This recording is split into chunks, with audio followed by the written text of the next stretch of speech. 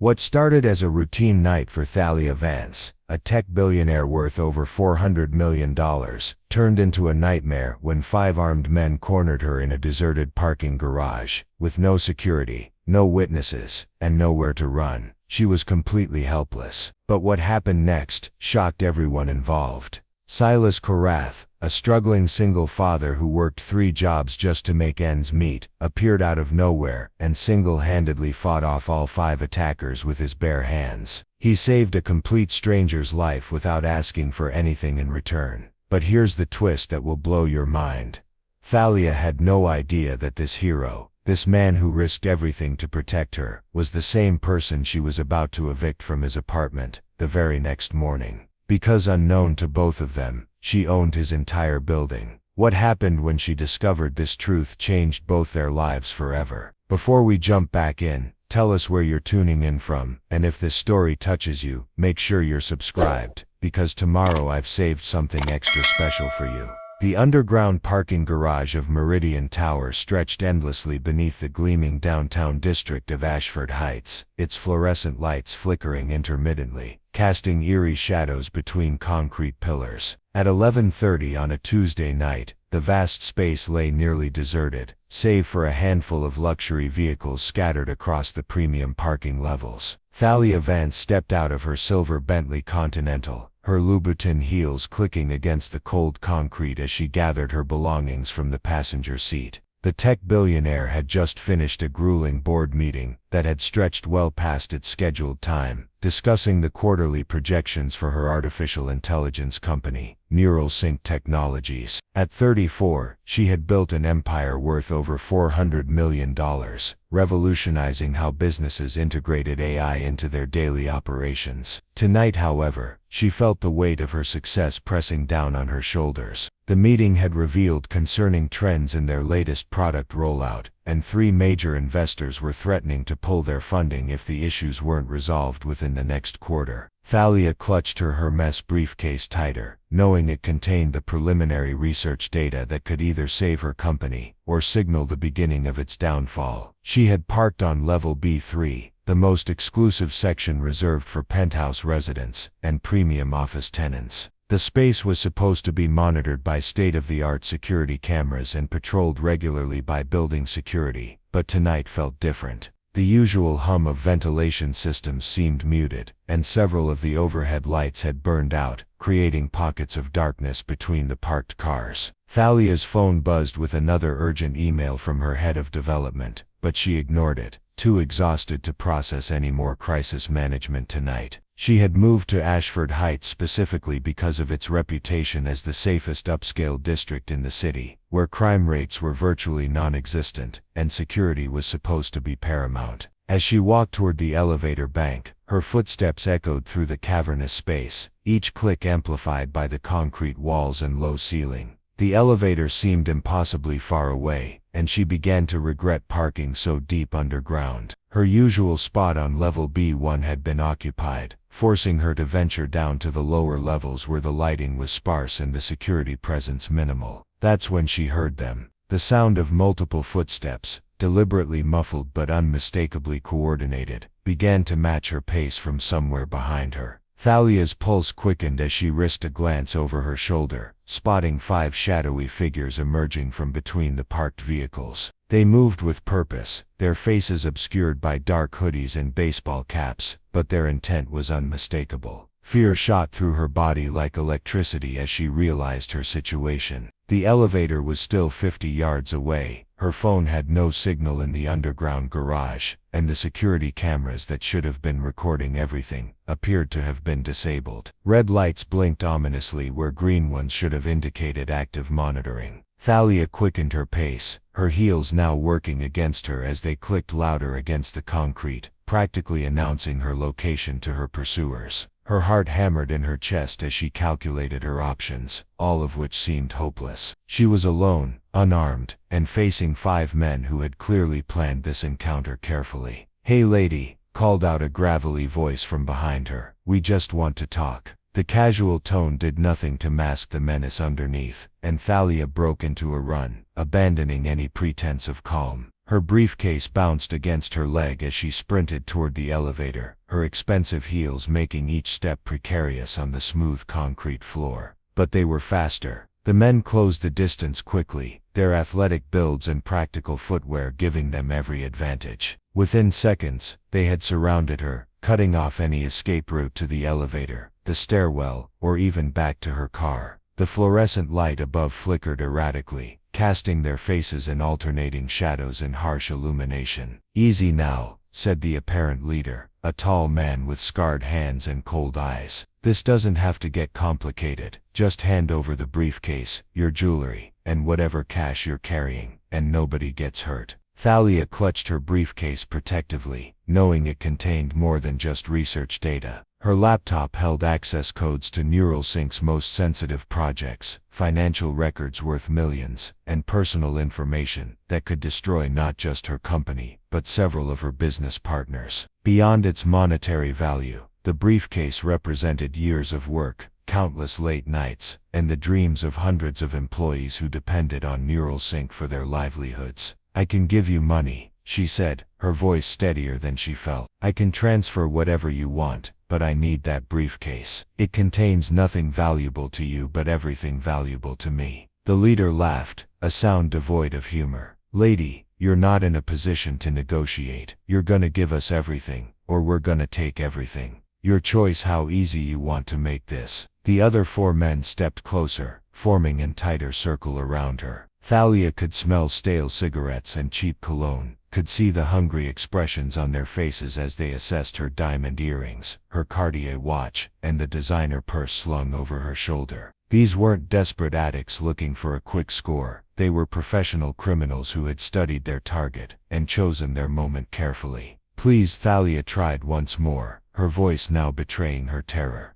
"I'll give you whatever money you want. I can access my accounts right now, transfer hundreds of thousands if you just let me keep my work files." "See, that's where you're wrong," the leader said, pulling a knife from his jacket and letting the blade catch the fluorescent light. "We already know exactly what you're worth, Miss Vance. We know about your penthouse, your company, your bank accounts. We're not here for whatever cash you're carrying. We're here for everything." The use of her name sent ice through her veins. This wasn't a random mugging, it was a targeted attack. They had researched her, studied her routines, and planned this encounter down to the smallest detail. They knew she often worked late, knew she parked in this section, knew she would be alone and vulnerable. As the reality of her situation sank in, Thalia realized that her money, her success, and her carefully constructed life of privilege had made her a target rather than providing her with protection. All the security measures she paid for, all the exclusive locations she frequented, all the barriers she had built between herself and the dangers of the world had failed her when she needed them most. The men began to close in, their confidence growing as they sensed her helplessness. Thalia backed against a concrete pillar, the cold surface pressing through her silk blouse as she clutched her briefcase to her chest. In that moment, surrounded by predators in the depths of a parking garage where no one could hear her scream, the tech billionaire, who commanded boardrooms and influenced global markets, felt more powerless than she ever had in her life. The fluorescent light above finally gave up its fight, plunging their corner of the garage into near total darkness, broken only by the distant glow of emergency exit signs and the occasional flicker of the dying bulbs. In the shadows, 5 pairs of eyes gleamed with anticipation as they prepared to take everything from a woman who had worked her entire life to build something meaningful, only to see it threatened by those who preferred to take rather than create. The sound of a heavy door slamming shut echoed through the parking garage, followed by the distinctive rumble of an aging pickup truck engine that had seen better days. Silas Korath pulled his battered Ford F-150 into one of the few remaining spots on level B3, the truck's engine coughing and sputtering before finally falling silent. He sat for a moment in the driver's seat, rubbing his tired eyes and checking his phone for the time. Midnight. Another 16-hour day was finally over. At 28, Silas had the weathered hands and tired eyes of someone who had been working manual labor jobs since he was barely old enough to hold a hammer. His current position as head maintenance supervisor for Meridian Tower was actually a step up from his previous employment history, which included everything from construction work to restaurant dishwashing to overnight security guard duties. The building management company had hired him 6 months ago, impressed by his work ethic and his ability to fix virtually anything that broke. What they didn't know was that Silas had been sleeping in his truck more nights than not, unable to afford both rent and the basic necessities for daily survival. His apartment in the Greystone district was 3 months behind on rent, and his landlord had started leaving increasingly threatening notices on his door. The irony wasn't lost on him that he spent his days maintaining a building where a single month's rent for one of the premium units would solve all his financial problems. Preparing and narrating this story took us a lot of time, so if you are enjoying it, subscribe to our channel. It means a lot to us. Now back to the story. Tonight he had stayed late to repair a malfunctioning HVAC unit on the 15th floor, a job that should have been handled by the day shift but had been passed down to him because nobody else wanted to work past their scheduled hours. The repair had taken longer than expected, requiring him to disassemble half the system to reach a corroded component that had probably been failing for months. As he gathered his tools from the truck bed, Silas heard something that made him freeze. Voices, multiple voices, coming from the direction of the elevator bank. But it wasn't the casual conversation of residents heading home late. There was an edge to the voices, a predatory quality that triggered every survival instinct he had developed growing up in the rougher neighborhoods of the city. He moved quietly between the parked cars, his work boots silent against the concrete floor. Years of living paycheck to paycheck in dangerous areas had taught him to assess threats quickly and move without being detected. As he got closer to the source of the voices, he could make out individual words. Just hand it over, and nobody gets hurt. We know exactly what you're worth, Miss Vance. Silas crept closer, using the concrete pillars and parked vehicles for cover, until he had a clear view of the situation. 5 men had surrounded a woman in expensive business attire, and even in the dim lighting, he could see the knife blade gleaming in one of their hands. The woman was pressed against a pillar, clutching a briefcase to her chest, her face pale with terror. Every rational part of his mind told him to walk away. These weren't his problems, and he had enough troubles of his own without getting involved in whatever was happening here. He was one person against 5. He had no weapons beyond the basic tools in his belt, and he had no legal authority to intervene in what was clearly a serious crime in progress. But Silas had grown up watching his mother work 3 jobs to keep food on their table, had seen her struggle against people who thought they could take advantage of someone they perceived as powerless. He had sworn to himself long ago that he would never walk away when someone needed help, regardless of the personal cost. More importantly, something about this situation struck him as fundamentally wrong beyond the obvious criminality. This wasn't a random mugging. The attackers were too organized, too confident, too familiar with their victim. They had planned this, which meant they would likely escalate the violence regardless of whether the woman cooperated. Silas quietly set down his tool bag and pulled out the largest wrench he had, a heavy steel implement that could serve as an improvised weapon if necessary. He took a deep breath, calculating angles and distances, identifying which attacker posed the greatest immediate threat and which ones might flee if the situation turned against them. Then he stepped out from behind the parked BMW, where he had been concealed. "Evening, gentlemen," he said, his voice carrying clearly through the garage. "Seems like you're having some kind of misunderstanding here." The 5 men spun around, clearly startled by his sudden appearance. Their leader, still holding the knife, quickly assessed this new threat. Silas was tall and lean, with the kind of practical strength that came from years of physical labor, but he was still just one man facing 5 attackers. "Walk away, buddy," the leader called out, trying to maintain his confidence. "This isn't your business, and you don't want to make it your business." Silas continued walking toward them, the wrench hanging casually at his side. His work clothes were stained with oil and dust, his hands were rough and scarred from countless repair jobs, and his pickup truck behind him looked like it might not start again in the morning. To these predators, he probably looked like just another working-class guy who would back down when faced with superior numbers. They had no way of knowing that Silas had been in more fights than he cared to remember, that his childhood had been spent dodging bullies and protecting younger kids from the same kind of predatory behavior they were displaying now. They couldn't see the coiled tension in his movements, the way his eyes tracked each of their positions, or the calculating intelligence behind his seemingly casual approach. "See, here's the thing," Silas said, stopping about 10 feet away from the group. "I work maintenance for this building, which means I'm responsible for keeping everything in working order. That includes making sure residents and visitors don't get hassled in the parking garage." The woman behind the attackers looked at him with a mixture of hope and terror, clearly unsure whether his intervention would help or simply make her situation worse. Silas caught her eye for just a moment and gave her an almost imperceptible nod, a signal that she should be ready to move when the opportunity presented itself. "You're making a mistake," the leader said, raising his knife slightly. "There's 5 of us and 1 of you. Do the math and walk away while you still can." Silas shifted his weight slightly, the movement so subtle that none of the attackers recognized it as a fighting stance. He had learned long ago that the key to surviving outnumbered fights was to move fast, hit hard, and never let your opponents coordinate their attacks. "You know what I think," Silas said, his voice remaining conversational despite the tension. "I think you boys picked the wrong parking garage and the wrong target.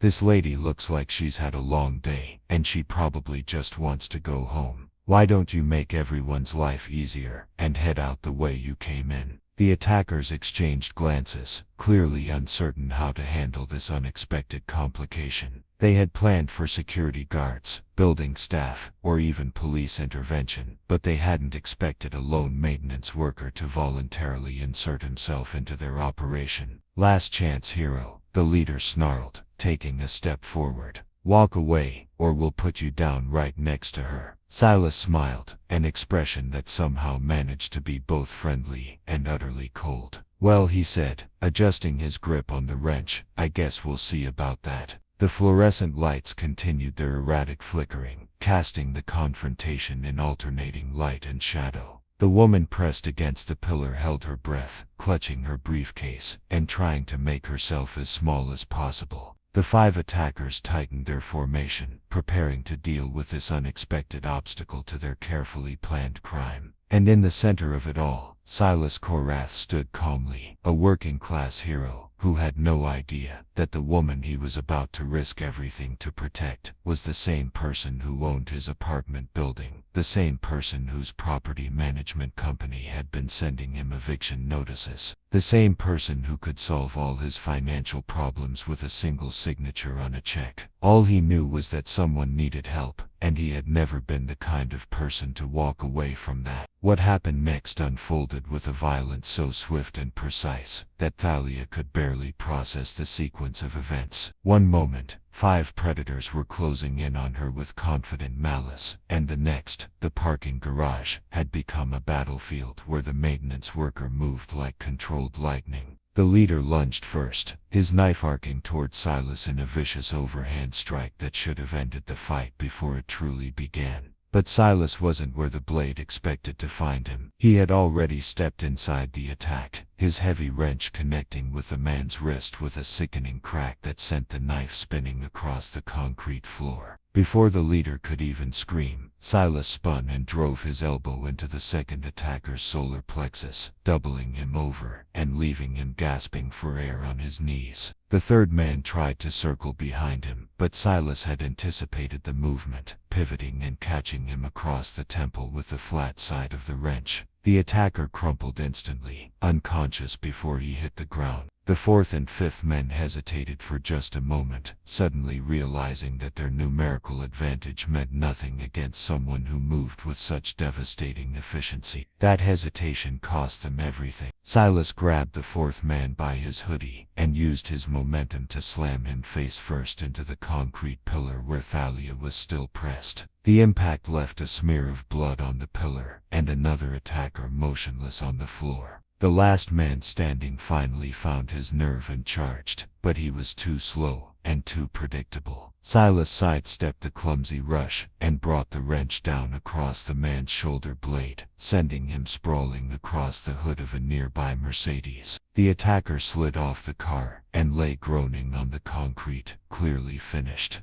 The entire confrontation had lasted less than 30 seconds. Silas stood in the aftermath, breathing slightly harder than normal, but otherwise showing no signs of the brutal efficiency he had just displayed. He surveyed the 5 incapacitated men scattered around the parking space, ensuring that none of them posed any further threat. The leader was cradling his shattered wrist, the knife now safely out of reach. The others were either unconscious or too injured to continue fighting. "Are you hurt?" Silas asked, turning to Thalia with the same calm tone he had used throughout the confrontation. His work clothes were barely disheveled, and the wrench hung casually at his side, as if he had just finished tightening the bolt, rather than neutralizing 5 dangerous criminals. Thalia stared at him in shock, her mind struggling to process what she had just witnessed. This maintenance worker, this ordinary-looking man in stained coveralls and work boots, had just single-handedly defeated 5 attackers, with a level of skill that seemed almost supernatural.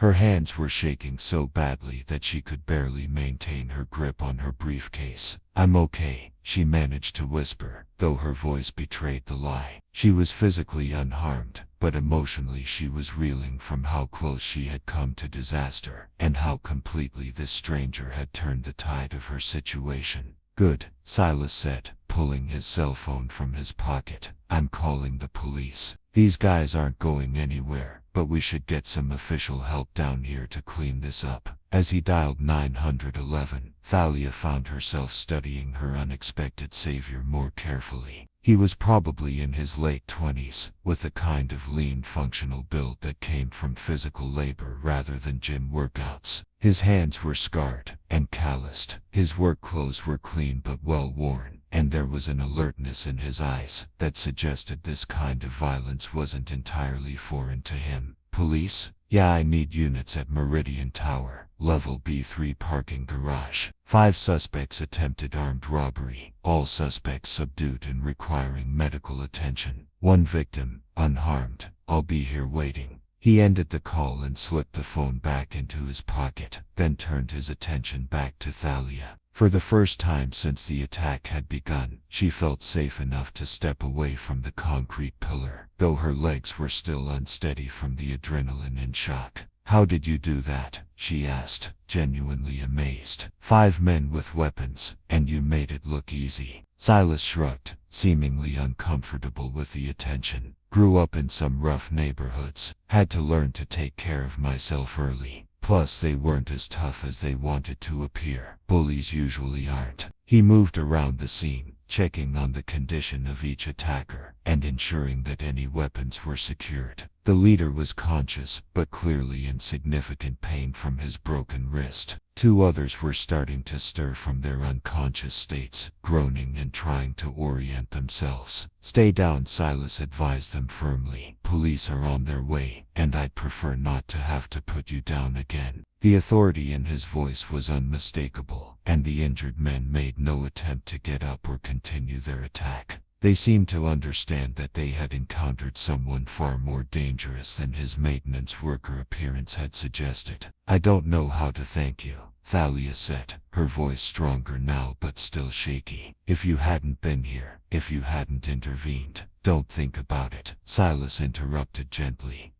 "You're safe now, that's what matters. Though I have to ask, what are you doing down here alone at this time of night? This isn't exactly the safest place for someone carrying expensive jewelry in a briefcase." Thalia looked down at herself, suddenly aware of how her appearance had made her a target. Her Cartier watch, her diamond earrings, her designer clothes and accessories, all screamed wealth and vulnerability. She had been so focused on her business problems that she had ignored basic personal security considerations. "I work late a lot," she admitted. "I had a board meeting that ran long, and I didn't think about the risks of walking to my car alone. I guess I've been living in a bubble." The sound of sirens echoed through the parking garage as the first police units arrived. Within minutes, the scene was swarming with officers, paramedics, and detectives. The 5 attackers were arrested and loaded into ambulances for treatment of their injuries before being transported to jail. Silas and Thalia spent the next 2 hours giving detailed statements, with multiple officers expressing amazement at how one man had subdued 5 armed attackers without sustaining any injuries himself. "You're lucky, mister. Korath was here tonight," Detective Martinez told Thalia as they concluded the paperwork. "These guys had been planning this for weeks. We found surveillance equipment in their vehicle, photos of your routine, floor plans of the building. This wasn't a random mugging. It was a targeted kidnapping attempt." The revelation sent fresh chills through Thalia. She had assumed it was a simple robbery, but the reality was far more sinister. They had been studying her, learning her patterns, preparing to take her somewhere private, where they could extract everything of value before disposing of her. "The good news is that they're all talking now," the detective continued, "trying to cut deals by giving up information about who hired them.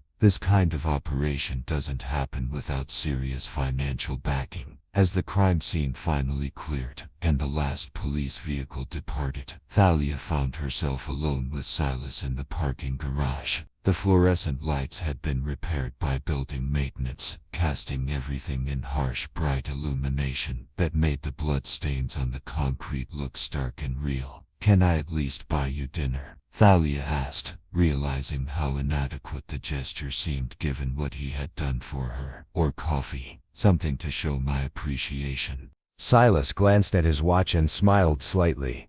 "It's past 2 in the morning. I don't think many places are open for dinner at this hour. There's a 24-hour diner about 6 blocks from here," Thalia said, surprising herself with her knowledge of late-night establishments. She had never eaten at such places, but her security team had briefed her on various locations for emergency situations. "I don't want to keep you up," Silas said, though there was something in his expression that suggested he wouldn't mind the company. "You've had a traumatic night. You should probably go home and get some rest." "I don't think I could sleep right now even if I tried," Thalia admitted. "The adrenaline is still pumping, and I keep thinking about what could have happened if you hadn't been here." They stood there for a moment, 2 people from completely different worlds who had been brought together by violence and were now connected by something neither of them fully understood. Thalia looked at this man, who had risked his life for a complete stranger, who had asked for nothing in return, who seemed genuinely more concerned about her well-being than his own recognition or reward. "All right," Silas said finally. "Coffee sounds good, but I'm driving separately. My truck might not look like much, but it runs." As they walked toward their respective vehicles, Thalia realized that she didn't even know basic information about the man who had saved her life. She knew his name from the police report, knew he worked maintenance for her building, but beyond that he was a mystery. A mystery who had just demonstrated skills and courage that most people only possessed in fiction. What she didn't know, as she climbed into her Bentley and followed his battered pickup truck toward the diner, was that Silas Korath lived in an apartment building that she owned through a shell corporation, that he was 3 months behind on rent, and that her property management company had scheduled his eviction for the following morning. The irony of the situation would become apparent soon enough, but for now, all that mattered was that 2 people who had shared an extraordinary experience were about to sit down together and try to make sense of a night that had changed both their lives in ways they couldn't yet imagine. The Golden Griddle Diner sat on the corner of 5th and Madison like a time capsule from the 1950s, its neon sign flickering intermittently in the pre-dawn darkness. Chrome stools lined a counter that had seen thousands of late-night conversations, while red vinyl booths offered privacy for those seeking refuge from the outside world. At 2:30 a.m. on a Wednesday morning, the establishment hosted an eclectic mix of night shift workers, insomniacs, and people whose lives had been disrupted by circumstances beyond their control. Thalia had never set foot in such a place. Her usual dining experiences involved reservations at establishments with Michelin stars, private dining rooms, and wine lists that cost more than most people earned in a month. But as she slid into the cracked vinyl booth across from Silas, she found something oddly comforting about the unpretentious atmosphere and the aroma of coffee that had been brewing since the Carter administration. 2 coffees, black, Silas told the waitress, a middle-aged woman with tired eyes and comfortable shoes who looked like she had been working night shifts for decades. Make mine with cream and sugar, please, Thalia added, earning a slight smile from Silas. Not a black coffee kind of person, he asked as the waitress moved away. I usually drink espresso, Thalia admitted, from a machine that costs more than most people's cars, but tonight feels like a good time to try something different. They sat in comfortable silence for a few minutes, both processing the events that had brought them together. The diner's other patrons paid them no attention. A woman in expensive business attire sitting across from a maintenance worker was apparently not unusual enough to merit interest in this particular establishment. So Thalia said finally, "What made you decide to work maintenance at Meridian Tower? You clearly have skills that could open other doors." Silas stirred his coffee thoughtfully before answering. "Steady work, decent pay for what it is, and they don't ask too many questions about your background. Plus I like fixing things. There's something satisfying about taking something broken and making it work again." "What did you do before?" Thalia pressed gently. "Various things," Silas replied, his tone suggesting that he preferred not to elaborate. "Construction, security work, whatever paid the bills. I've never been the type to plan too far ahead. Just focus on getting through each day and hope tomorrow brings something better." The waitress returned with their coffee and a plate of pie that nobody had ordered but that she apparently felt was necessary for the situation. "On the house," she said with a wink. "You both look like you've had the kind of night that requires pie." After she left, Thalia took a sip of her coffee and was surprised to find it better than she had expected. Not the artisanal quality she was accustomed to, but honest and strong, and exactly what the moment required. "What about you?" Silas asked. "What kind of work keeps you in the office until midnight on a Tuesday?" "I run a technology company," Thalia said, unconsciously downplaying her role. "We develop artificial intelligence solutions for businesses. It's complicated and often stressful, but I love the challenge of building something that didn't exist before." "Must be successful," Silas observed, gesturing toward her jewelry and designer clothing. "Successful enough," Thalia agreed. "But success comes with its own problems, like making yourself a target for people who think taking is easier than earning." They talked for another hour, their conversation ranging from work to philosophy to the strange circumstances that had brought them together. Thalia found herself genuinely enjoying the discussion, appreciating Silas's straightforward perspective and his lack of agenda. He wasn't trying to impress her, wasn't angling for business connections or investment opportunities, wasn't performing the careful social dance that characterized most of her interactions. For his part, Silas was intrigued by this successful businesswoman who seemed genuinely interested in his thoughts and experiences. Despite her obvious wealth and privilege, she listened more than she talked and asked thoughtful questions rather than making assumptions about his life or circumstances. It wasn't until they were preparing to leave that fate decided to reveal its twisted sense of humor. Thalia was searching through her purse for her car keys, when an envelope fell out and landed on the table between them. The envelope was white with a logo that Silas recognized immediately. Pinnacle Property Management, the company that handled his apartment building. "Sorry," Thalia said, reaching for the envelope. "Work papers. They follow me everywhere." But Silas was staring at the logo with a mixture of confusion and growing concern. "Pinnacle Property Management," he said slowly. "You work with them." "Work with them?" Thalia laughed. "I own them. It's one of my smaller companies. Handles residential properties throughout the city. Not very glamorous compared to the tech work, but it provides steady revenue stream." The color drained from Silas's face as the implications hit him like a physical blow. "You own Pinnacle, among other things," Thalia confirmed, not yet understanding why he seemed so upset. "Real estate has been good to me over the years." "Why do you ask?" Silas reached into his wallet and pulled out a crumpled notice that had been folded and refolded multiple times. He smoothed it out on the table between them, the Pinnacle Property Management letterhead clearly visible at the top. Final notice of eviction. The document read, Tenant, Silas Koreth, Unit 4B, Riverside Heights Apartments. Thalia stared at the paper, her mind struggling to process what she was seeing. Her eyes moved from the notice to Silas's face, then back to the notice as the cruel irony of the situation became clear. "This is your eviction notice," she asked quietly. "Scheduled for this morning," Silas confirmed, his voice tight with emotion. "I'm 3 months behind on rent. Lost my previous job when the construction company went under,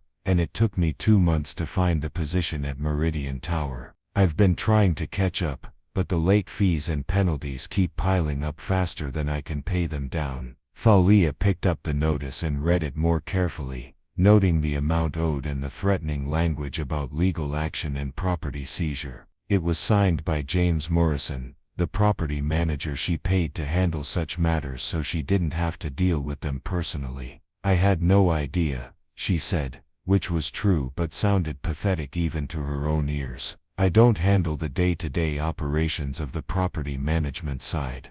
I have people who throw people out on the street when they can't make rent," Silas finished bitterly. "I get it. It's business, not personal. Just numbers on a spreadsheet." The coffee suddenly tasted like ash in Thalia's mouth. Here was a man who had risked his life to save her from 5 armed attackers, who had asked for nothing in return, who had treated her with kindness and respect despite their obvious differences in circumstances, and in a few hours, her company was going to put him and his possessions out on the sidewalk. "How much do you owe?" she asked.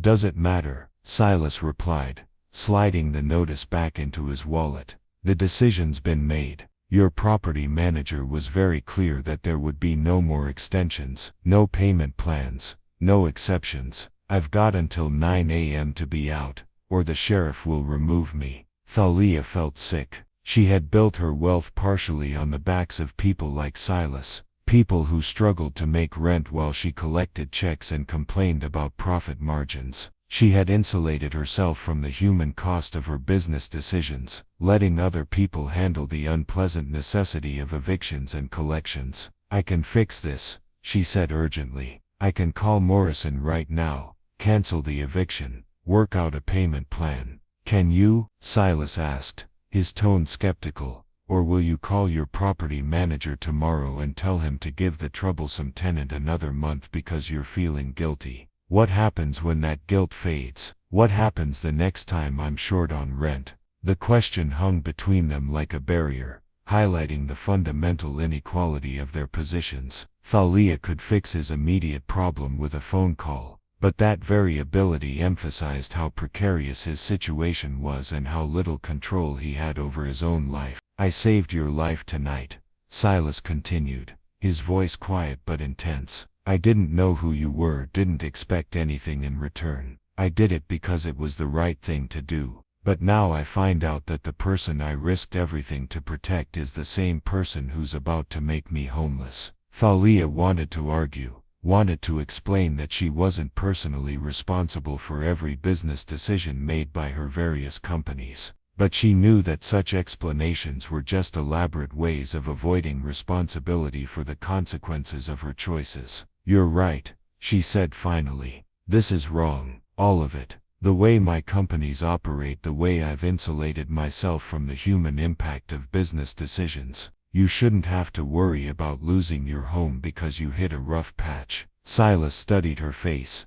looking for signs of manipulation or calculation, but all he saw was genuine distress and what appeared to be sincere regret. "What are you saying?" he asked. "I'm saying that meeting you tonight has opened my eyes to some things I've been willfully blind to," Thalia replied, "and I want to find a way to make this right, not just for you, but for everyone who's been caught in this kind of situation." The diner had grown quieter as the night shift workers headed home and the early morning crowd had not yet arrived. The two of them sat in their booth, surrounded by the detritus of their late-night conversation, trying to figure out how to navigate the complex moral landscape that had opened up between them. Neither of them knew that this moment would become the foundation for changes that would affect not just their own lives, but the lives of hundreds of families throughout the city. All they knew was that the universe had played a cruel joke by bringing them together under circumstances that revealed both the best and worst aspects of the society they lived in. The woman who had everything was learning that her wealth had come at a cost she had never bothered to calculate.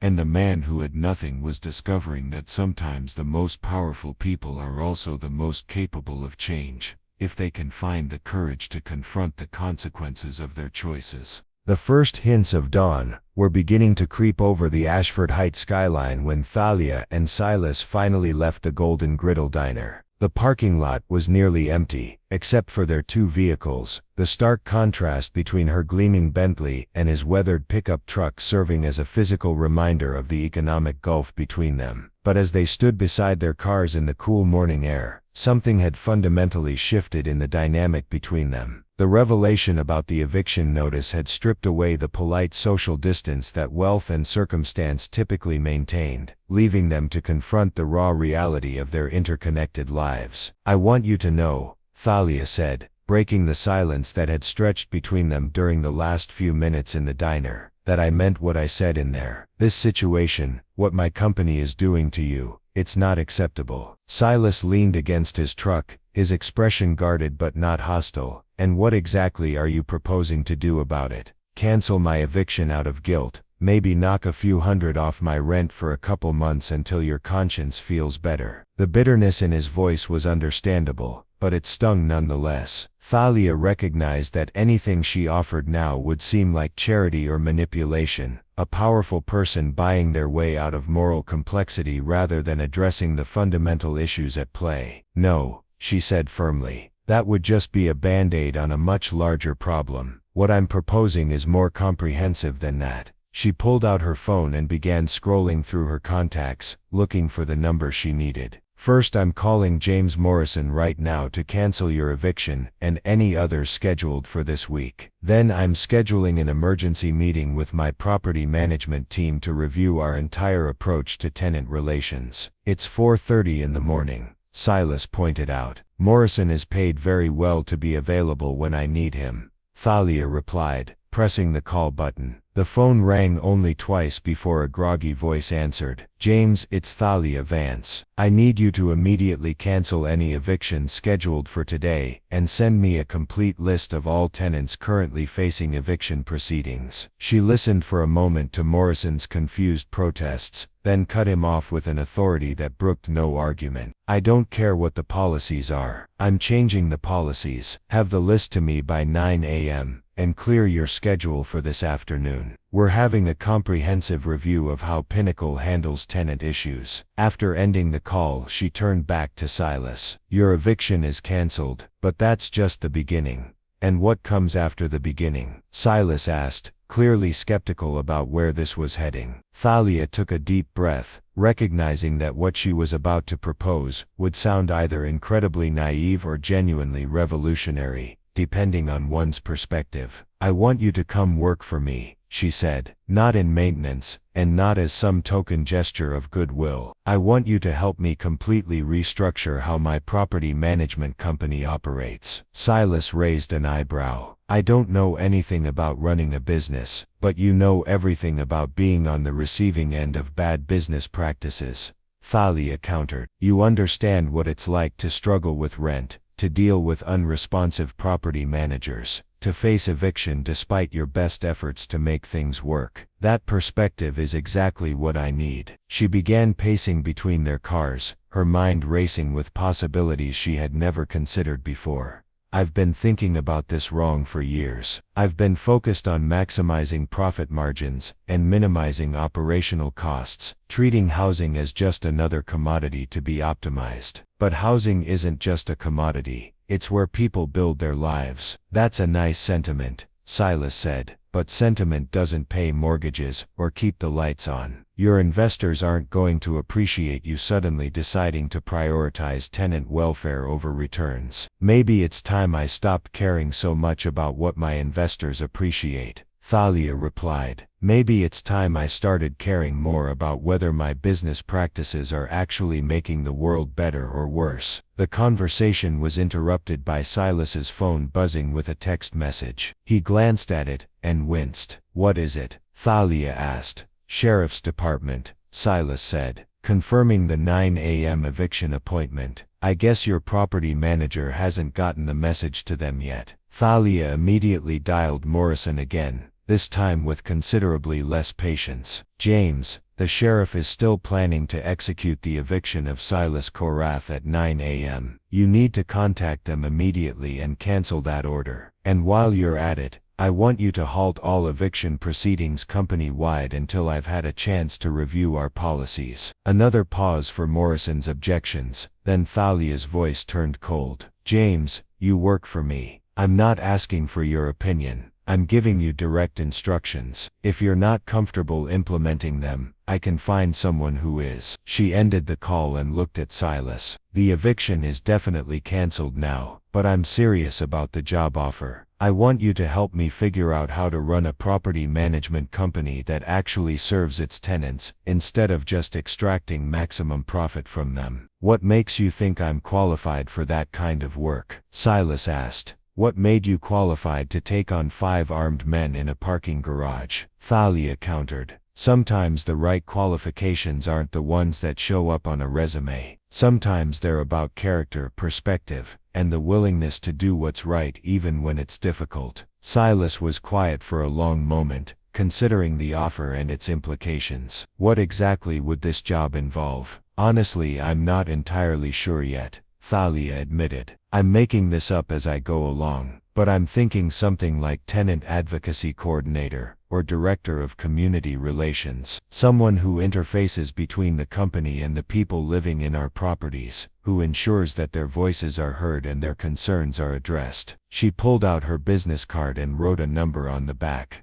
This is my personal cell phone. I want you to think about it today. Maybe come by my office this afternoon, if you're interested. We can discuss salary, benefits, and exactly how this position would work. What kind of salary are we talking about? Silas asked, his practical nature asserting itself. Whatever you're making now, plus enough to cover your back rent and get you caught up on your other bills, Thalia said. And then we'll set a salary that reflects the importance of the work you'll be doing. Housing advocacy is specialized work. It should be compensated accordingly. The offer was almost too good to believe, which made Silas suspicious. Why are you doing this? A few hours ago you didn't even know I existed. Now you want to restructure your business practices and offer me a job that didn't exist yesterday. It was a fair question, and Thalia took a moment to formulate an honest answer. Because tonight showed me something I've been avoiding for years, she said finally. I've been so focused on building wealth and growing my companies that I've lost sight of the impact my decisions have on real people. You risked your life to help a stranger, while my company was preparing to throw you out on the street.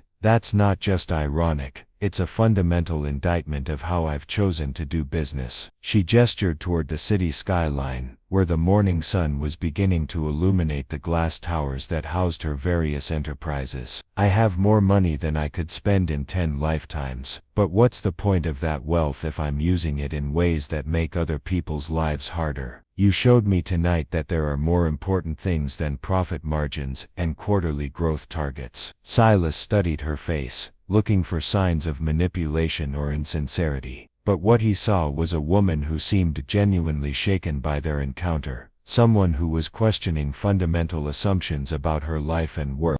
This isn't just charity, he asked. If it was charity, I'd write you a check and feel good about myself. Thalia replied. What I'm proposing is much harder than charity. I'm asking you to help me figure out how to run a business that makes money while also making people's lives better. That's going to require real work, real commitment, and probably some real conflict with people who prefer the status quo. The morning traffic was beginning to pick up around them, early commuters, heading to jobs that would pay their bills and hopefully leave them enough to cover rent, groceries, and maybe a small emergency fund if they were lucky. Watching them pass, Both Thalia and Silas were acutely aware of how precarious most people's financial situations really were.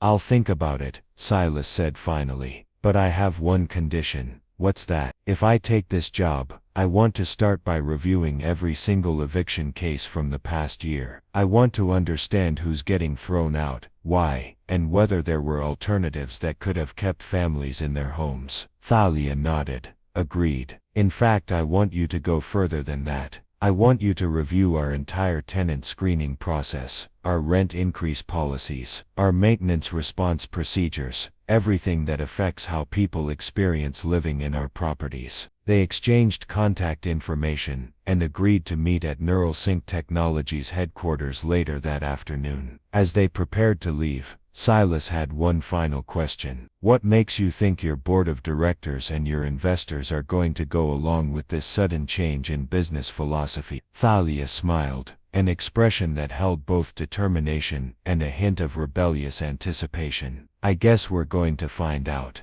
But I've built these companies from nothing, and I still control the majority stake in most of them. If they don't like my new approach to business, they're welcome to find other investments." As she climbed into her Bentley and watched Silas drive away in his pickup truck, Thalia realized that she felt more energized and purposeful than she had in years. For the first time since building her business empire, she was excited about going to work for reasons that had nothing to do with profit margins or market domination. The woman who had started the night as a target for kidnappers was ending it as someone committed to using her wealth and influence to address the very inequalities that had made her a target in the first place. And the man who had started the night facing homelessness was ending it with an opportunity to help reshape how business could be done when human dignity was prioritized alongside financial success. Neither of them knew exactly how this experiment would turn out, but both were ready to find out. 3 months after that life-changing night in the parking garage, the 14th floor of the NeuralSync Technologies building had been transformed into something unprecedented in corporate America. What had once been a sterile conference room now served as the headquarters for Pinnacle Property Management's revolutionary tenant advocacy program, complete with a dedicated hotline, comfortable seating areas for private consultations, and walls covered with testimonials from families whose lives had been changed by the new approach to property management. Silas Korath sat behind a desk that still felt surreal, reviewing case files that represented real people facing housing crises throughout the city. His official title was Director of Community Relations, but in practice, he had become something much more significant: the bridge between corporate policy and human reality. The transformation in his circumstances was remarkable, but the changes he had implemented at Pinnacle were nothing short of revolutionary. "Mrs. Patterson's rent assistance application has been approved," announced Jennifer Walsh, the social worker Silas had hired to help coordinate support services for struggling tenants. "That's the third family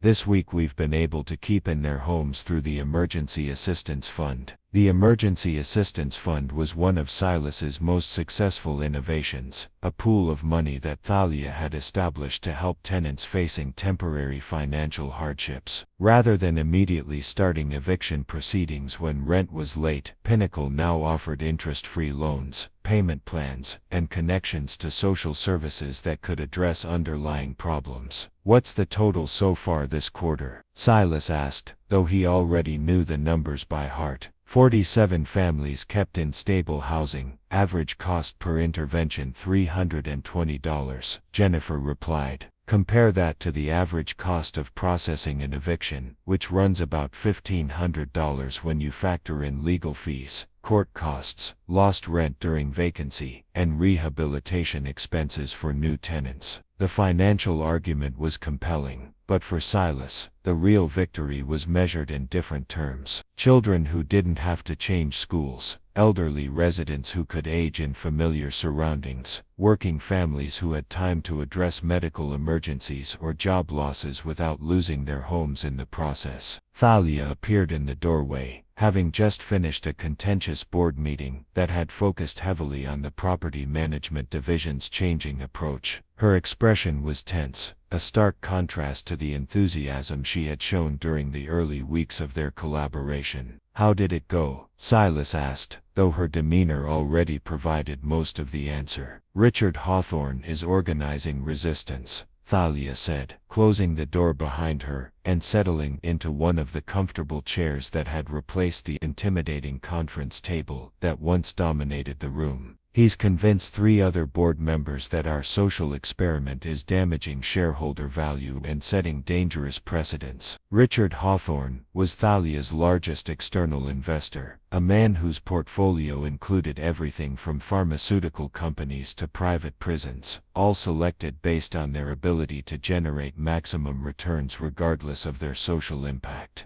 His opposition to the Pinnacle reforms had been growing steadily as the program gained public attention and media coverage. "What kind of resistance?" Silas asked, setting aside the case files to focus on what was clearly a serious threat to everything they had built. "He's demanding detailed financial projections showing the long-term profitability of tenant advocacy programs," Thalia explained. "He wants proof that treating tenants as human beings rather than revenue sources won't ultimately hurt our bottom line. And if you can't provide that proof, he's threatening to call for a vote of no confidence in my leadership," Thalia said quietly. "He's arguing that I've lost sight of my fiduciary responsibility to investors, and that the company needs leadership that prioritizes profit over misguided social activism." The irony wasn't lost on either of them. The same business success that had made Thalia wealthy enough to implement these reforms was now being used as an argument against her right to continue them. Hawthorne and his allies were essentially claiming that making money gave them the authority to prevent others from using that money for social. "Do they have the votes?" Silas asked. "Not yet," Thalia replied. "But they're working on it. Hawthorne has been contacting other investors, sharing selective financial data that makes our tenant advocacy programs look like expensive charity rather than sound business practices." She stood up and walked to the window, looking out over the city where hundreds of families were living in Pinnacle properties under the new policies that prioritize stability and support over maximum profit extraction. "The thing is," she continued, "from a purely financial perspective, the programs are actually working. Tenant turnover is down 60%, maintenance costs are lower,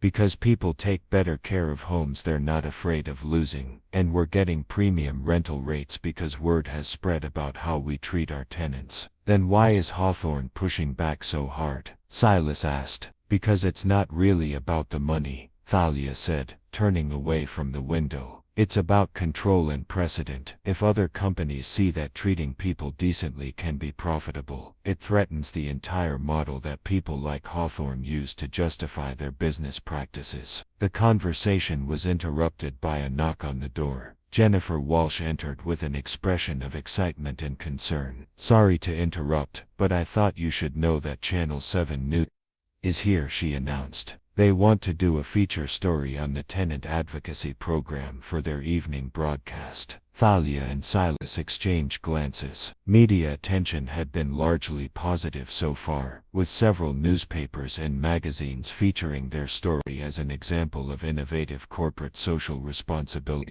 But television coverage would reach a much broader audience, and potentially attract more scrutiny from both supporters and critics. "What's their angle?" Thalia asked. "They're calling it the unlikely partnership. How a parking garage hero transformed corporate housing," Jennifer replied. "They want to interview both of you about how the program started, and what kind of results you're seeing." The media attention had been an unexpected consequence of their work together. The story of a wealthy CEO and a maintenance worker collaborating to reform predatory business practices had captured public imagination in ways that neither of them had anticipated. Silas in particular had been uncomfortable with the personal attention, preferring to focus on the work rather than his role in achieving. "We should do it," Thalia said decisively. "The more public support we can generate, the harder it will be for Hawthorne to argue that these programs are bad for business." "Are you sure?" Silas asked, More publicity means more scrutiny. If they dig into the details of how we met, of what was happening with my eviction notice, it could be embarrassing for both of us. Let them dig, Thalia replied firmly. The truth is that this whole program started because I was forced to confront the human cost of my business practices. That's not embarrassing. It's the point. 2 hours later, they sat in the Tenant Advocacy Center while cameras captured them reviewing case files and discussing success stories. The reporter, Maria Santos from Channel 7, had clearly done her homework and asked pointed questions about both the financial and social implications of their approach. Critics argue that you're essentially subsidizing tenants who can't afford market-rate housing. Santos said to Thalia during one segment, "How do you respond to the charge that this creates unsustainable expectations and undermines the basic principles of free market economics?" I'd respond that those critics are defining market rate in terms that ignore the actual market conditions most people face, Thalia replied. When someone loses their job due to a medical emergency, or when a single parent has to choose between paying rent and buying groceries, that's not a market failure on their part. That's a market that isn't accounting for the reality of human life. Santos turned to Silas. You were facing eviction yourself when you first met Miss Vance. Some people might see your current position as a form of personal compensation rather than genuine policy reform. How do you address that concern? I'd say that anyone who thinks tenant advocacy is easy work obviously hasn't tried to do it, Silas responded. Every case file on this desk represents a family in crisis. Finding solutions that keep people housed while maintaining property values requires real skill and real commitment. This isn't charity, it's professional social work applied to housing management. The interview concluded with footage of Silas and Jennifer Walsh meeting with the Patterson family, whose rent assistance had allowed them to keep their apartment while the father recovered from a construction accident. Mrs. Patterson's testimony about what stable housing meant for her children's education and her family's mental health provided a powerful human element to the story. But as the camera crews packed up their equipment, Thalia received a text message that brought the day's success into stark perspective. Board meeting. Emergency session, tomorrow at 8 a.m., the message read. Motion to remove you as CEO will be presented. Suggest you prepare for vigorous defense of your recent decisions. R. Hawthorne. She showed the message to Silas, who read it with growing concern. He's moving faster than we expected, Silas observed. The television coverage probably forced his hand, Thalia replied. Once this story airs tonight, our approach to tenant advocacy becomes public knowledge. If he's going to challenge it, he needs to act before public opinion makes it politically impossible. They spent the rest of the afternoon preparing for the confrontation, gathering financial data that demonstrated the profitability of the tenant advocacy programs, collecting testimonials from families who had been helped, and reviewing the legal documentation that governed board authority over CEO decisions. But as they worked, both Thalia and Silas were aware that they were fighting more than a corporate governance dispute. They were challenging fundamental assumptions about the role of business in society, about whether companies had obligations beyond profit maximization, and about whether wealth carried with it any responsibility for addressing social problems. The next morning would determine whether their experiment in socially conscious capitalism could survive the opposition of those who viewed any deviation from pure profit-seeking as a betrayal of fiduciary duty. More importantly, it would determine whether the families who had come to depend on Pinnacle's supportive approach to housing would continue to have access to the stability and assistance that had changed their lives. As Silas locked up the Tenant Advocacy Center that evening,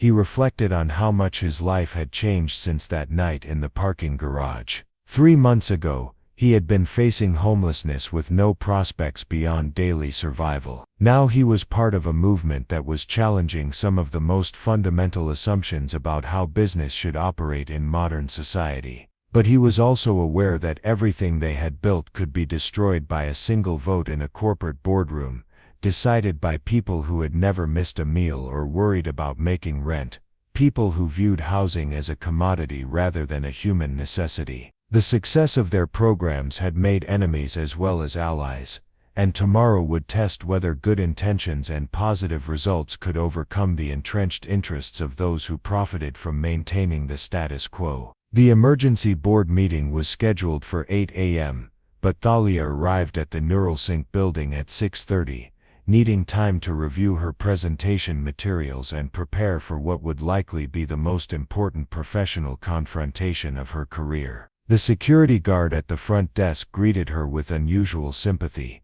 suggesting that word of the leadership challenge had spread throughout the building. She was surprised to find Silas already in the Tenant Advocacy Center, not reviewing case files as she might have expected, but staring out the window at the city skyline with an expression of deep concern. "You're here early," she observed, setting her briefcase down on his desk. "Couldn't sleep," Silas admitted. "I keep thinking about all the families who are going to be affected if Hawthorne succeeds in shutting down these programs." "He's not going to succeed," Thalia said firmly, though she wasn't entirely convinced of her own words. "The financial data supports what we're doing. The tenant advocacy programs are profitable, they're reducing operational costs, and they're generating positive publicity that benefits all of our business units." "Richard Hawthorne doesn't care about positive publicity," Silas replied. "He cares about maximizing short-term returns and maintaining the kind of business practices that allow people like him to extract wealth without considering the human cost." Their conversation was interrupted by Thalia's phone ringing. The caller ID showed her executive assistant's number, but when she answered, it wasn't her assistant's voice on the line. "Miss Vance, this is Dr. Rodriguez at Mercy General Hospital. Your assistant Patricia Williams has been in a serious car accident. She's asking for you." The words hit Thalia like a physical blow. Patricia had worked for her for 8 years, managing not just her professional schedule but serving as a confidant and friend who knew the details of both her business and personal life. More than that, Patricia was a single mother whose salary and health insurance benefits were crucial for supporting her teenage son Marcus, who was a senior in high school with plans to attend college in the fall. "How serious?" Thalia asked, grabbing her coat and keys. "She's stable, but she's going to need surgery for internal injuries," Dr. Rodriguez explained. "She specifically asked me to call you before anyone else. She seemed very concerned about something related to your work schedule today." Thalia checked her watch. 7:15 a.m. The board meeting that would determine the future of the tenant advocacy programs was scheduled to begin in 45 minutes, and she had no idea how long the hospital visit would take. "I'm on my way," she told the doctor, ending the call. Silas had heard enough of the conversation to understand the basic situation. "Go," he said immediately. "Patricia needs you, and that's more important than any board meeting." "But the vote," Thalia protested. "If I'm not there to defend the programs, Hawthorne will have a clear path to shut everything down." "Then I'll go in your place," Silas said, standing up and straightening his tie. It was one of only 2 ties he owned, purchased specifically for public speaking events related to the tenant advocacy work. "Silas,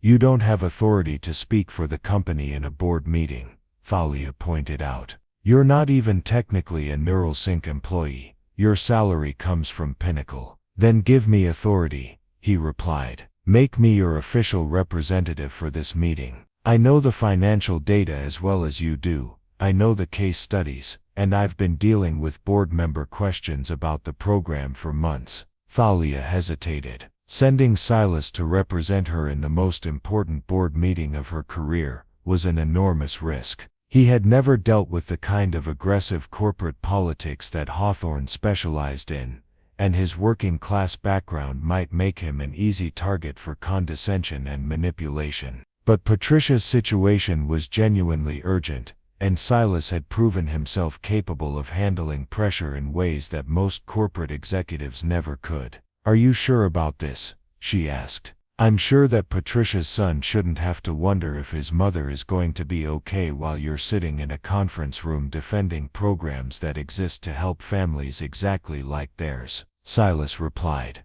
And I'm sure that everything we've built here is worth fighting for, even if I have to do the fighting alone. Thalia made her decision. She pulled out her phone and called the board secretary, authorizing Silas to act as her official representative with full authority to speak on behalf of the company's property management policies. Then she grabbed a folder containing backup copies of all their presentation materials and handed it to him. The key points are highlighted in green, she said quickly. The financial projections show consistent profitability. The tenant satisfaction surveys demonstrate significant improvement in resident retention, and the case studies provide concrete examples of families who were helped rather than displaced.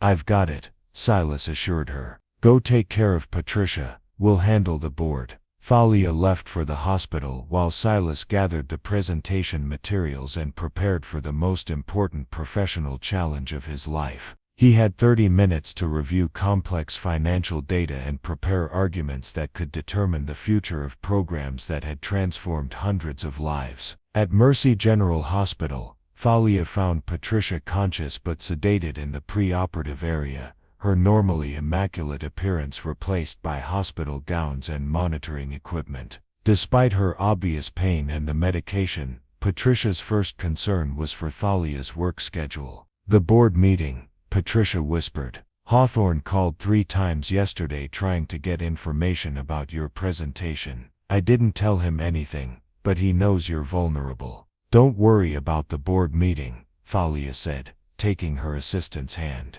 Silas is handling it. Your only job right now is to focus on getting better. Marcus, Patricia said, her voice growing weaker as the pre-operative medication took effect. If something happens to me, his college fund is in the credit union. The paperwork is in my desk. He's been working so hard. Nothing is going to happen to you, Thalia said firmly. You're going to be fine, and Marcus is going to college as planned. I'll make sure of it. But as Patricia was wheeled into surgery, Thalia realized that her assistant's concerns about financial security were entirely justified. If Patricia was unable to work for an extended period, her salary would stop, her health insurance might not cover all the medical expenses, and her son's college plans could be derailed by circumstances completely beyond their control. It was exactly the kind of situation that the tenant advocacy programs were designed to address, but for employees rather than renters. The irony wasn't lost on Thalia that she had been so focused on helping strangers that she hadn't fully considered how her own employees might need similar support during personal crises. Meanwhile, in the NeuralSync boardroom, Silas faced a hostile audience of 12 board members, with Richard Hawthorne leading the charge against the tenant advocacy programs. The presentation he had prepared focused on financial data and operational improvements, but Hawthorne's attacks were more personal and philosophical. Mr. Corres, Hawthorne said during the question period. You're asking us to believe that a maintenance worker with no business education or corporate experience should be making decisions about how to allocate shareholder resources. Don't you think that's somewhat presumptuous? I think that someone who has actually experienced housing insecurity might have insights that are valuable when designing housing policies. Silas replied calmly. My background isn't in corporate finance, but it is in understanding what it's like to worry about making rent while working multiple jobs. And that qualifies you to override the judgment of professional property managers who have decades of experience maximizing returns on real estate investments. Hawthorne pressed. It qualifies me to recognize that maximizing short-term returns and providing stable housing aren't necessarily contradictory goals. Silas responded. The data shows that our tenant advocacy programs have actually improved profitability while reducing the human cost of housing insecurity. The debate continued for 2 hours, with Hawthorne attempting to portray the programs as expensive charity that would ultimately harm the company's competitiveness. But Silas had done his homework, and he had something that Hawthorne lacked: genuine passion for the work and concrete examples of its positive impact. Let me ask you this, Mr. Hawthorne, Silas said during one exchange. What's the long-term value of a business model that treats housing as purely extractive? What happens when working families can't afford to live near their jobs? When children have to change schools every time their parents hit a rough patch? When elderly residents lose their community connections because they can't keep up with rent increases? Those are social problems, Hawthorne replied dismissively. Not business problems.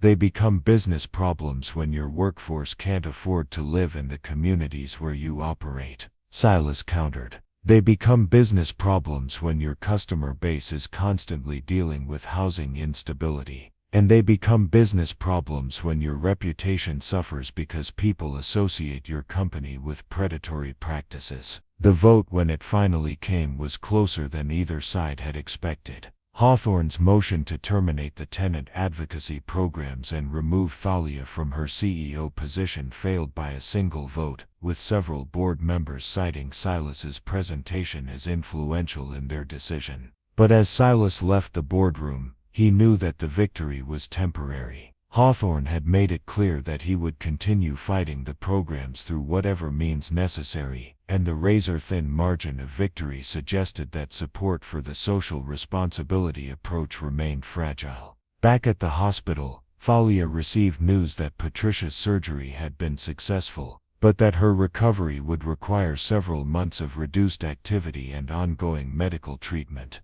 The financial implications for Patricia's family were significant, despite her health insurance coverage. That afternoon, as Thalia and Silas met to debrief from their respective crises, they realized that the day had taught them something crucial about the sustainability of their work. Creating programs to help tenants was important, but it wasn't sufficient if they didn't address the broader patterns of economic insecurity that affected everyone from maintenance workers to executive assistants. We need to expand the concept, Thalia said as they sat in Patricia's hospital room, watching her sleep peacefully after the surgery. It's not just about tenant advocacy. It's about creating business practices that acknowledge that everyone, employees, tenants, customers, occasionally faces circumstances beyond their control. An emergency assistance fund for employees, Silas suggested. That and flexible work arrangements, comprehensive healthcare coverage, and job protection policies that don't penalize people for family emergencies. Thalia agreed.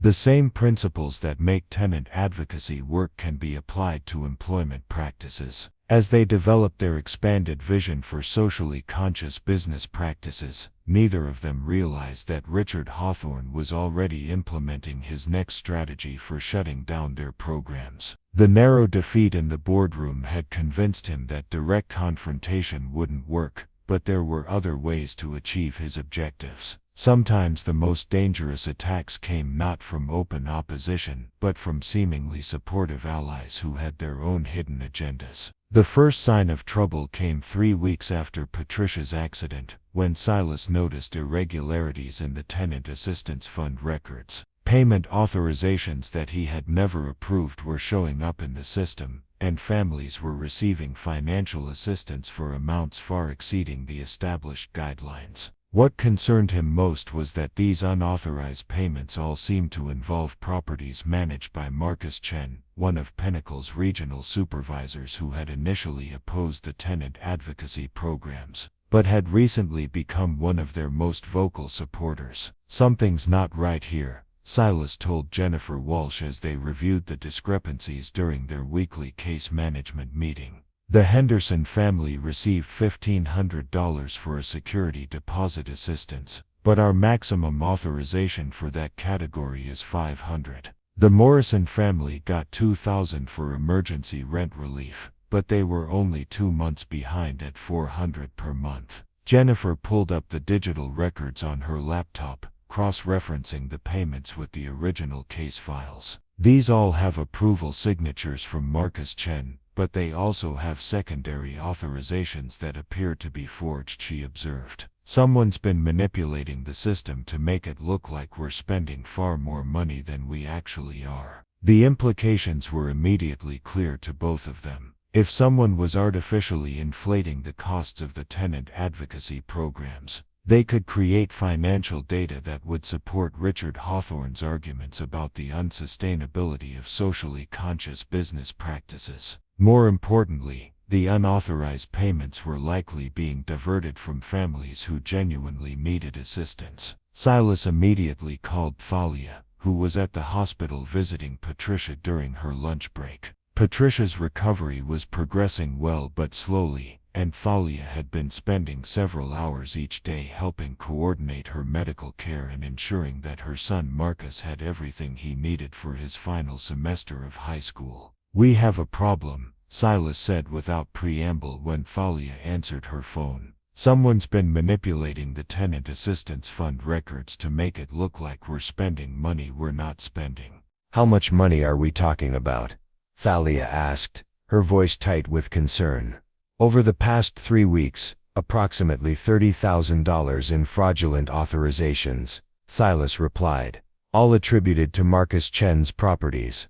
All involving families that either don't exist or never requested assistance." Thalia was quiet for a moment, processing the implications. $30,000 wasn't a significant amount relative to Pinnacle's overall budget, but it represented a substantial portion of the tenant assistance fund, and the timing was suspicious. The board was scheduled to review the program's financial performance in 2 weeks, and inflated cost figures could provide exactly the ammunition that Hawthorne needed to shut down the entire operation. "Where's Marcus Chen right now?" she asked. "That's part of the problem," Silas said. "He called in sick today, and his office phone is going straight to voicemail. I drove by 2 of the properties where these fraudulent payments supposedly occurred, and the building managers have never heard of the families mentioned in the paperwork. We need to document everything before confronting him," Thalia said. "If this is deliberate sabotage, we need ironclad evidence. Meet me at the office in an hour, and bring Jennifer. We're going to go through every single transaction from the past month." The investigation took most of the afternoon, and revealed a sophisticated scheme to discredit the tenant advocacy programs. Marcus Chen had been creating fictitious assistance cases, generating false paperwork that showed dramatically inflated program costs, and then quietly routing the funds to accounts that couldn't be easily traced. The scheme was designed to be discovered just before the board review, creating the impression that the programs were poorly managed and financially irresponsible. But as they dug deeper into the digital records, they found something even more disturbing. Marcus Chen's computer had been remotely accessed multiple times over the past month, by an IP address, registered to Hawthorne Industries, Richard Hawthorne's investment firm. Someone with sophisticated technical knowledge had been helping Chen manipulate the records and cover their tracks. "This isn't just embezzlement," Jennifer observed as they reviewed the digital forensics evidence. "This is a coordinated attempt to frame the tenant advocacy programs for financial mismanagement." Thalia stared at the computer screen, feeling a familiar mixture of anger and betrayal that reminded her of the night in the parking garage, when she had first realized how vulnerable she was to people who viewed her success as something to be exploited. But this time, the attack wasn't coming from street criminals. It was coming from people within her own business network, who supposedly shared her professional interests. "We need to call the police," she said finally. "This is fraud, embezzlement, and probably corporate espionage." "Are you sure you want to involve law enforcement?"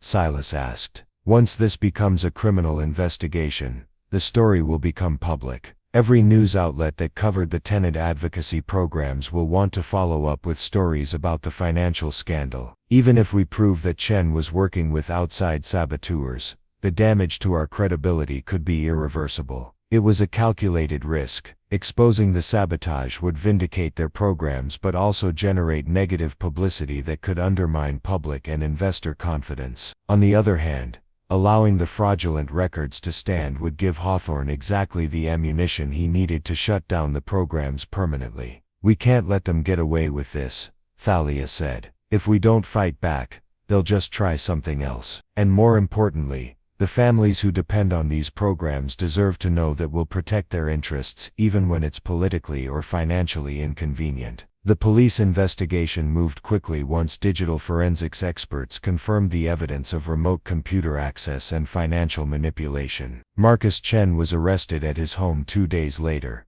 and a search warrant for Hawthorne Industries offices revealed extensive documentation of the sabotage plan. but Richard Hawthorne was too sophisticated to leave direct evidence of his involvement. While the investigation confirmed that his company's computers had accessed Chen's system, his lawyers argued that this could have been the result of malware or unauthorized access by rogue employees. Hawthorne himself maintained complete deniability, claiming that he had been unaware of any sabotage efforts and expressing shock at the allegations. The story broke in the local media just 4 days before the scheduled board meeting, with headlines focusing on the fraud investigation and the apparent attempt to discredit corporate social responsibility programs. The coverage was a double-edged sword. It vindicated the tenant advocacy programs by exposing the sabotage, but it also raised questions about the company's internal security and management oversight. Board meeting postponed pending investigation, read the headline in the business section of the morning paper. CEO Thalia Vance faces questions about her ability to protect shareholders from internal fraud. Silas found Thalia in her office early that morning,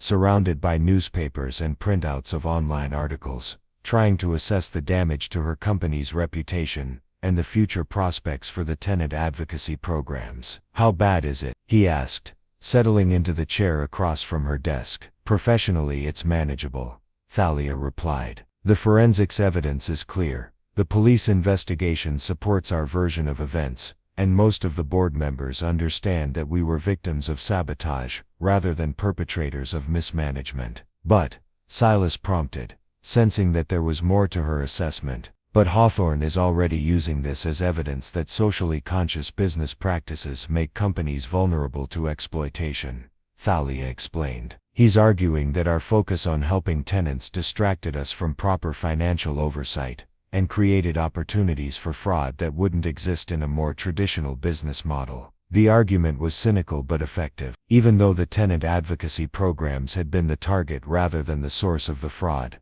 Hawthorne was positioning the incident as proof that companies shouldn't deviate from purely profit-focused approaches to business. "So what do we do now?" Silas asked. Thalia stood up and walked to the window, looking out over the city where hundreds of families were living in pinnacle properties, under policies that prioritize stability and support over maximum profit extraction. "We double down," she said finally. "We expand the programs, increase the transparency, and prove that business practices that prioritize human dignity aren't just morally superior but also more resilient against this kind of attack. That's going to make us even bigger targets," Silas pointed out. "Good," Thalia replied, turning back to face him. "Let them come after us. Every attack they make just proves how threatened they are by the idea that business can be conducted in ways that benefit everyone involved, not just the people at the top of the economic pyramid." The postponed board meeting was finally held the following week,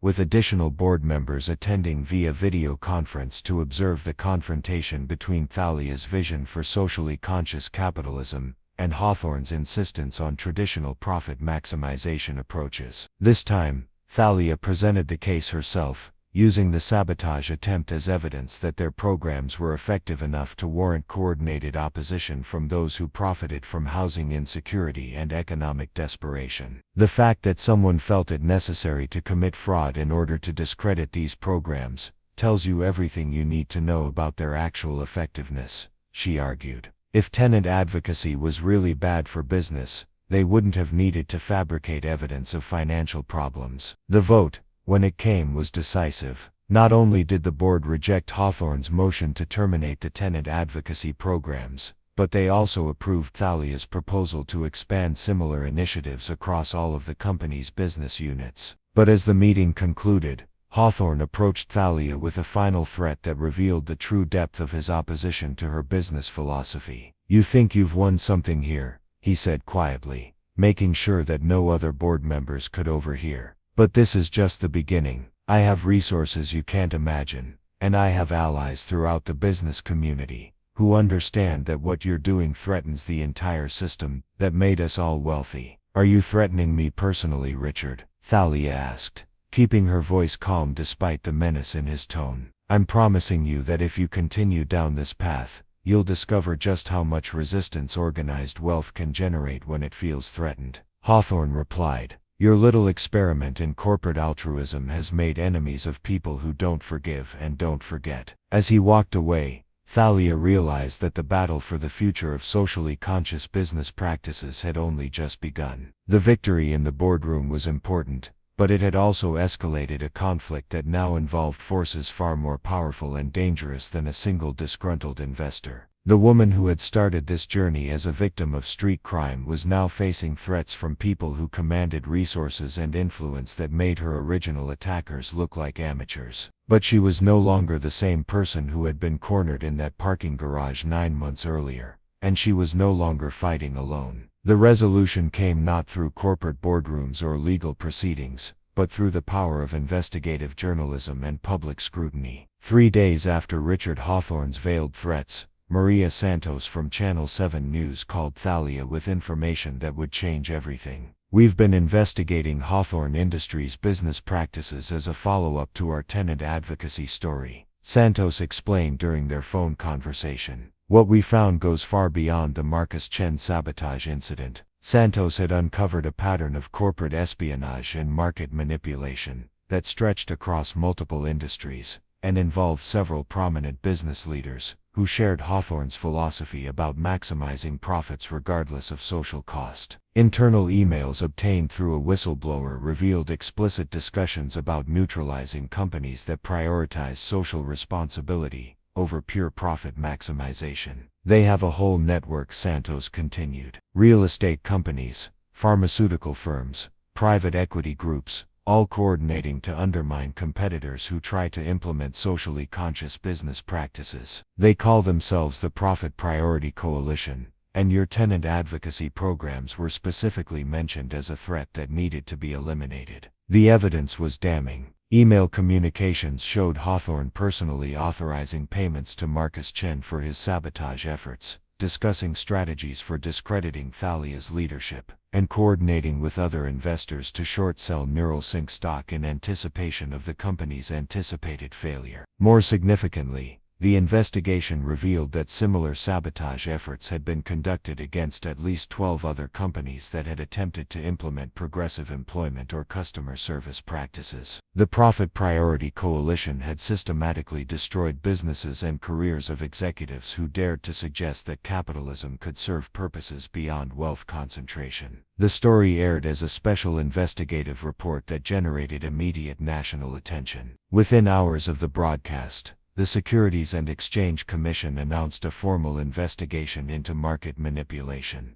and several major investors publicly withdrew their support from Hawthorne Industries. Hawthorne himself was arrested 2 days later on charges of securities fraud, corporate espionage, and racketeering. The perp walk footage of the wealthy investor in handcuffs became a symbol of accountability for corporate executives who believed their wealth placed them above legal consequences. "The investigation is ongoing," Detective Rodriguez told reporters outside the courthouse, "but we have evidence suggesting this conspiracy affected dozens of companies and thousands of employees across multiple states." In her office that evening, Thalia watched the news coverage with Silas, both of them still processing the magnitude of what had been revealed. The threat they had been facing wasn't just personal or professional. It had been part of a systematic campaign to prevent American businesses from evolving beyond pure profit-seeking. "It's over," Silas said quietly as they watched Hawthorne's attorney proclaim his client's innocence to a skeptical press corps. "No," Thalia replied, her voice filled with determination rather than relief. "It's just beginning. Now we know how much our work matters, and how many people are depending on us to prove that business can be done differently." The victory felt surreal, but it was undeniably complete. 2 years after that fateful night in the Meridian Tower parking garage, the same underground space had been transformed into something unprecedented in corporate America. Where flickering fluorescent lights had once cast ominous shadows, warm LED panels now provided consistent illumination. Where concrete pillars had offered hiding places for predators, colorful murals now depicted scenes of community strength and mutual support. Most significantly, where Thalia Vance had once faced her greatest vulnerability, a bronze plaque now marked the location as the founding site of the National Tenant Advocacy Institute. The transformation extended far beyond aesthetics. Level B3 of Meridian Tower had been converted into a community resource center that operated 24 hours a day. Staffed by social workers, legal advocates, and peer counselors who understood firsthand the challenges of housing insecurity. The space served not just residents of Pinnacle Properties, but anyone in the city facing housing-related crises. Thalia stood before a gathering of 300 people in the building's renovated conference center, addressing the second annual Community Impact Awards ceremony. The audience included tenant advocates from across the country, social workers, formerly homeless individuals who had become community leaders, and business executives who had implemented similar programs in their own companies. When I first walked into this building 2 years ago, I thought I understood success, she said, her voice carrying easily through the packed auditorium. I had built companies worth hundreds of millions of dollars, employed thousands of people, and achieved everything I thought I wanted. But I had never asked the most important question: what was my success actually accomplishing for the world beyond my own bank account? In the front row, Silas Korath sat with his small family, no longer the struggling maintenance worker who had risked everything for a stranger, but now the executive director of community relations for what had become the largest tenant advocacy network in North America. Beside him sat his wife of 6 months,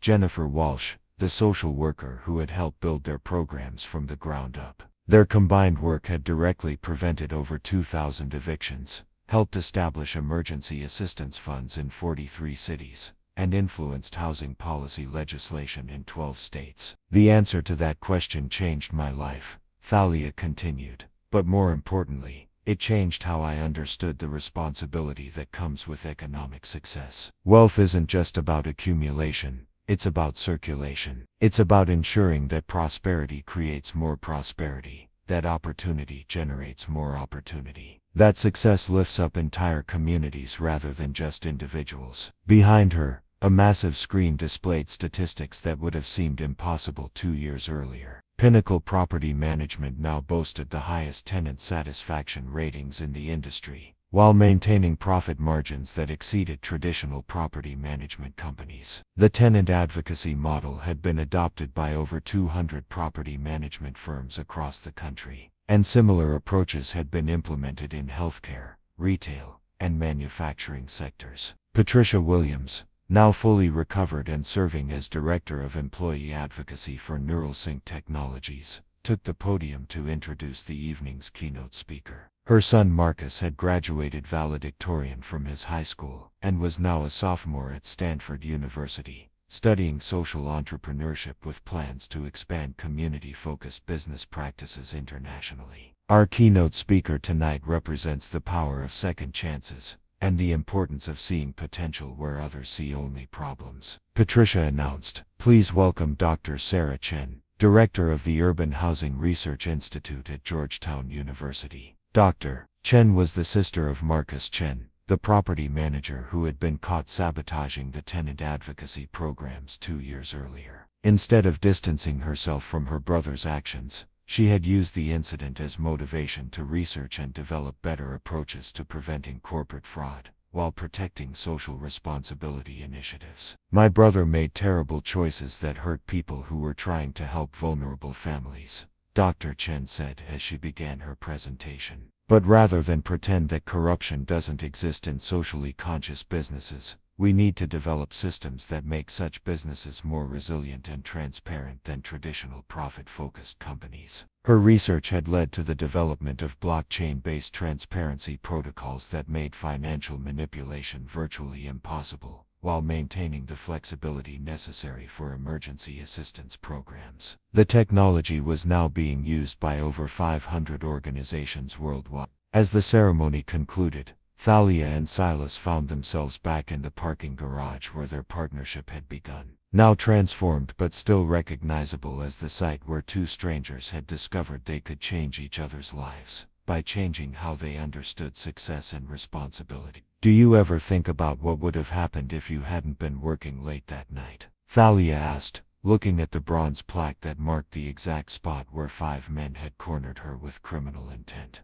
"I think about it all the time," Silas replied, "but not because I regret what happened. I think about it because it reminds me how many other moments like that are happening right now, all over the city, all over the country. Moments when someone has to choose between walking away from a problem or stepping up to help solve it. They walked toward the elevator that would take them back to the community resource center, where the night shift was preparing to assist families facing eviction, domestic violence, medical emergencies, and dozens of other crises that could destroy lives if left unaddressed. The beautiful thing, Thalia said as they waited for the elevator, is that we've proven those moments don't have to be rare individual acts of heroism. We've built systems that make helping people a normal part of how business operates. Above them, in apartments throughout the city, families slept securely in homes they could afford, because of policies that prioritize stability over maximum profit extraction.